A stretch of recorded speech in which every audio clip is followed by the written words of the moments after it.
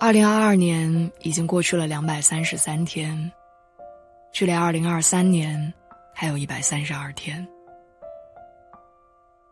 在这恍惚的上半年当中，你可能经历了一些人生至暗的时刻，也爱过一些并不值得的人，甚至失去了很多原本属于自己的美好。你可能开始觉得生活无望，开始怀疑自己是否值得被爱，也开始纠结要不要放下过去，走另外一条路。我想告诉你的是，人生它就是这样的复杂多变，它不会让一个人一直幸运，也不会让一个人一直不幸。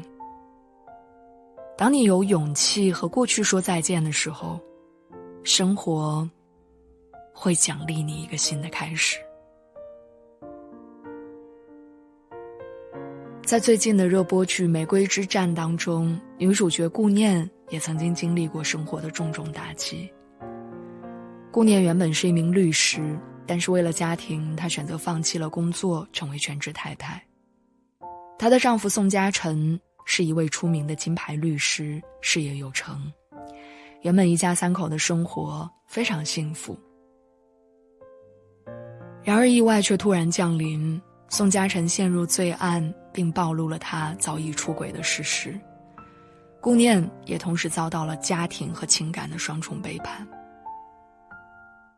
那一瞬间，他好像除了绝望，不再有任何其他的感受。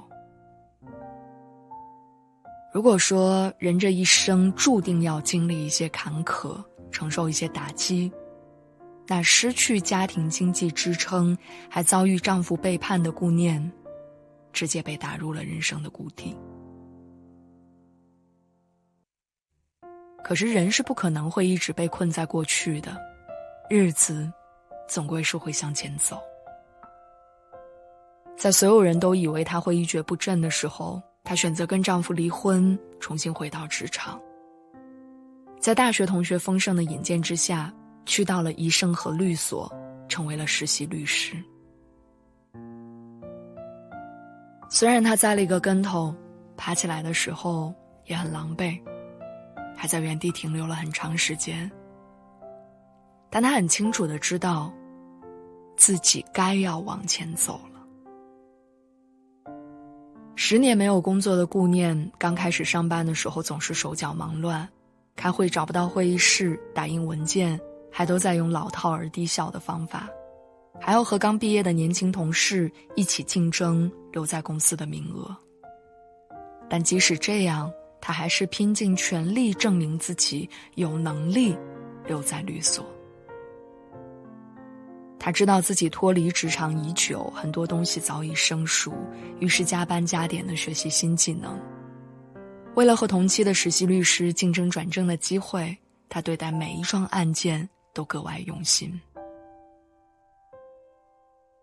虽然过去的家庭主妇经历让他与职场脱节，但也让他在遇到和自己相似经历的客户的时候，能更多的与对方共情，获得对方的信任。职场的磨砺让顾念愈发独立坚强，不仅迎来事业的巅峰，也逐渐成为大家心目当中的优秀律师。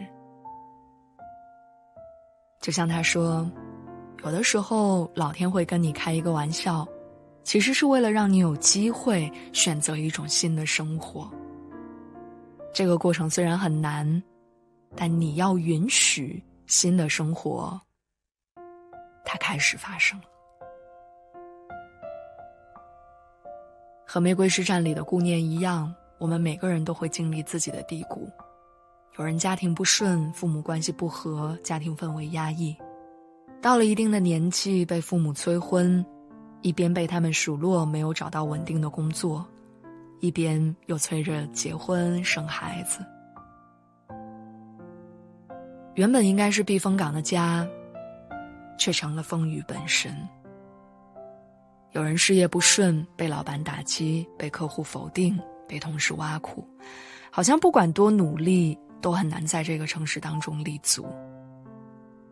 在这个过程当中，你一次又一次地怀疑自己是不是真的不行。有人爱情不顺，对喜欢的人掏心掏肺，付出所有，最后还是没有能够挡得住时间和现实的考验，相爱多年，却走向分手。人生好像就是这样，它会在我们意想不到的时刻里，给你重重一锤。可即使这样，生活也总会在一些时刻让你感受到柳暗花明。就像顾念，虽然遭遇到了婚姻的背叛，但重新开始之后，他遇到了真正理解自己并珍惜自己的风声。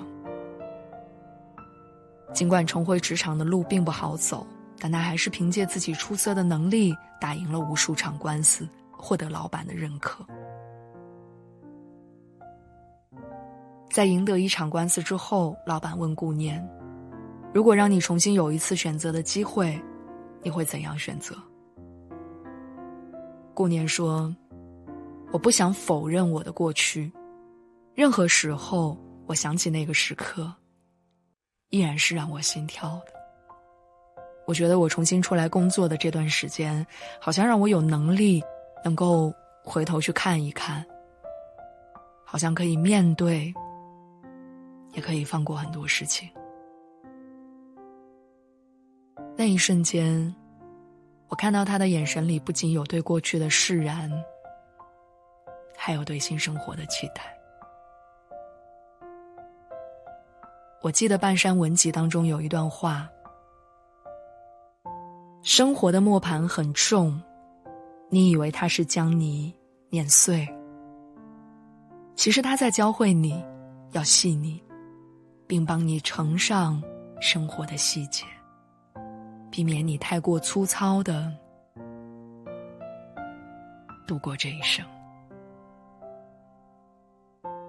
生活很难，我知道，不过我还是要告诉你，你可以做得很好。虽然你会经历诸般不易，但你还是能把自己的世界重建起来。你要相信你有那样的力量。在一切变好之前，我们总要经历一些艰难的日子。这段日子或许它会很长，也许只是一觉醒来，但这就是生活，你得学会接受，然后给自己一个新的开始。这个世界上没有放不下过去的人，也没有迈不过的坎儿。